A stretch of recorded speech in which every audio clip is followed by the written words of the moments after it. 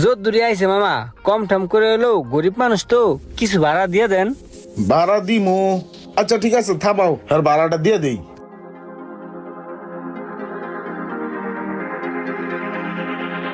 মিয়া, তুমি আবার পিছে পিছে আইতাছো। এই যে তুমি অল্প একটু রাস্তা আইছো, তোমার ভাড়া কয় টাকা দিতে হইব? না মামা, ভাড়া লাগতো না, আমি ভাড়ার লিগে আপনার পিছে পিছে আই না। আমি আইতাছি মামা, ওই যে দেখলেন না একটা কি পাইছি, প্রথমে 20 টাকা, তারপর একটা সিডি, কি জানি লেহা, আমি তো বাংলা পড়ালেখা জানি না। আর একটা কি জানি একটা ইয়া, দেন তো মামা এটা কি সিডি মিডি শোনেছেন, আমি তো বুঝি না এগুলা।